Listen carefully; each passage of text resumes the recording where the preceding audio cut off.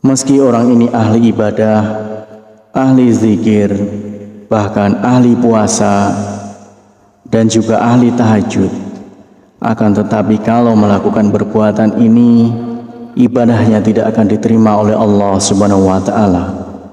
Bahkan dia selalu di dalam murkanya Allah Subhanahu wa Ta'ala dan murkanya Rasulullah Sallallahu Alaihi Wasallam.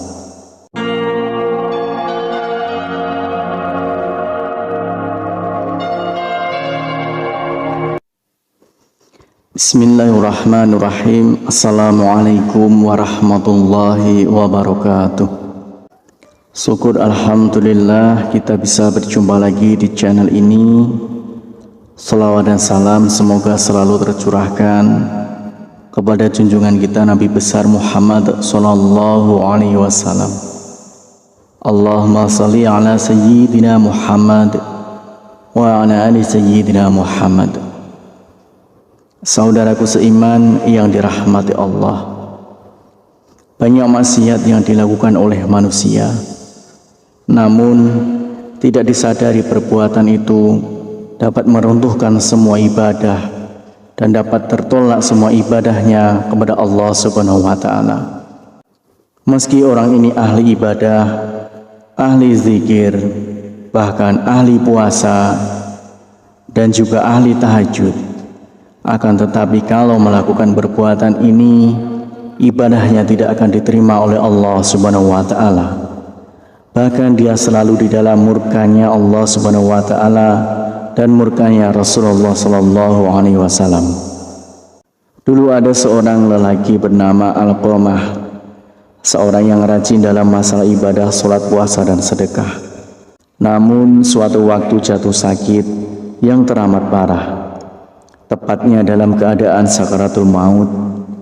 Namun entah kenapa Alqamah yang taat itu kesulitan untuk melafalkan kalimat la ilaha illallah. Sang istri meminta tolong kepada seseorang untuk menemui Rasulullah untuk menyampaikan pesan tentang keadaan suaminya pada Rasulullah Sallallahu Alaihi Wasallam. Nabi pun mengutus Bilal Ali Salman dan Ammar radhiyallahu an untuk datang ke rumah. Di sana mereka menyaksikan betapa Alqamah dalam keadaan yang memprihatinkan. Mereka bertanya-tanya, bagaimana mungkin seorang yang taat pada Allah Subhanahu wa Ta'ala dan Rasulnya itu kesulitan dalam melafalkan kalimat la ilaha illallah. Lidah Alqamah seperti terkunci ketika akan melafalkan kalimat itu. Merasa khawatir, mereka kini mengutus Bilal untuk menyampaikan apa yang mereka saksikan kepada Rasulullah Sallallahu Alaihi Wasallam. Rasulullah pun bertanya, apakah Alqamah masih memiliki ayah dan ibu? Ayahnya sudah meninggal, tapi dia masih memiliki seorang ibu yang sudah tua. Rasulullah Sallallahu Alaihi Wasallam meminta Bilal, coba temuilah ibu Alqamah, aku titip salam untuknya. Jika dia masih mampu berjalan, dia bisa menghadapku. Jika tidak bisa, maka aku yang akan ke sana. Sebagaimana yang dikatakan Rasulullah Sallallahu Alaihi Wasallam. Bilal menyampaikan itu pada ibu Alqamah tanpa menambah dan mengurangi satu kata pun. Ibu Alqamah berkata, lebih baik aku yang menemui Rasulullah.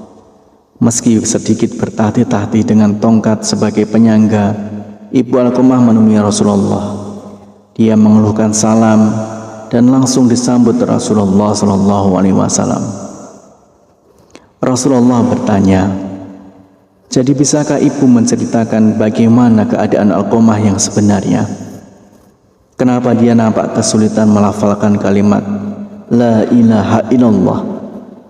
Padahal setahu saya dia seorang hamba yang rajin dan taat. Ibu Alqamah menjawab, karena Alqamah sudah menyakitiku.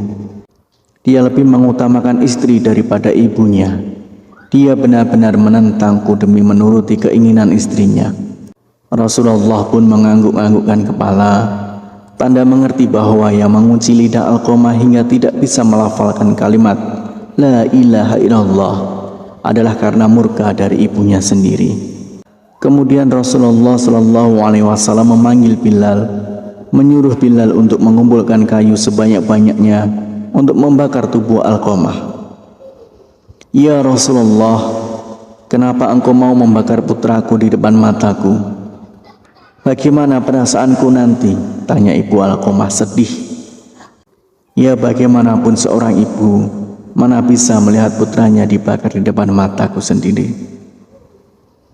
Wahai ibu Alqamah, sejatinya siksa Allah nanti di akhirat akan lebih kejam.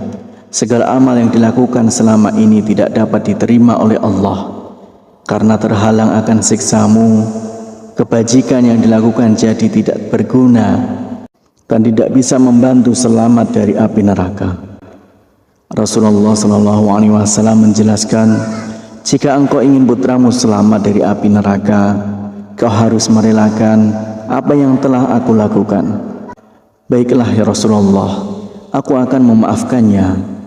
Aku sungguh tak sanggup mengetahui jika anakku akan masuk neraka karena diriku. Rasulullah memerintahkan Bilal untuk mengecek keadaan Alqamah, memastikan apakah Alqamah sudah bisa melambatkan kalimat La ilaha illallah atau belum. Karena jika sang ibu mengatakan semua itu hanya karena malu bukan dari hati, maka apapun bisa terjadi. Namun ternyata ibu Alqamah sungguh tulus telah memaafkan putranya, karena ketika Bilal sampai di pintu rumah Alqamah, dia mendengar Alqamah mengucapkan kalimat La ilaha illallah. Bilal lalu masuk dan memberitahu apa yang sebenarnya terjadi pada Alqamah. Itu tentang lidah Alqamah yang terkunci tidak bisa mengucapkan kalimat syahadat karena mendapat murka dari ibunya, bahwa segala amal yang dilakukan Alqamah tak dapat menolong karena murkanya seorang ibu. Hari itu setelah ibunya memaafkan Alqamah, dia pun kembali ke rahmatullah, lalu dimandikan, dikafani dan disalatkan oleh Rasulullah SAW. Setelah dikuburkan, Nabi Muhammad SAW berkata, wahai sekalian kaum muhajirin dan ansor, barang siapa yang melebihkan istrinya daripada ibunya, dia akan mendapatkan laknat dari Allah Subhanahu wa Ta'ala. Para malaikat dan sekalian manusia, Allah tidak akan menerima amalnya sedikit pun kecuali kalau dia mau bertaubat dan berbuat baik pada ibunya serta meminta ridhonya, karena ridhonya Allah tergantung pada ridhonya dan kemarahan Allah tergantung pada kemarahannya. Demikianlah satu dosa yang membuat semua ibadah kita ditolak. Harapan dan doa saya untuk saudaraku semua, semoga saudaraku semua diberikan kesehatan oleh Allah, dimudahkan segala urusan, dilapangkan rezekinya, dan diampuni segala dosanya. Amin ya rabbal alamin. Wassalamualaikum warahmatullahi wabarakatuh.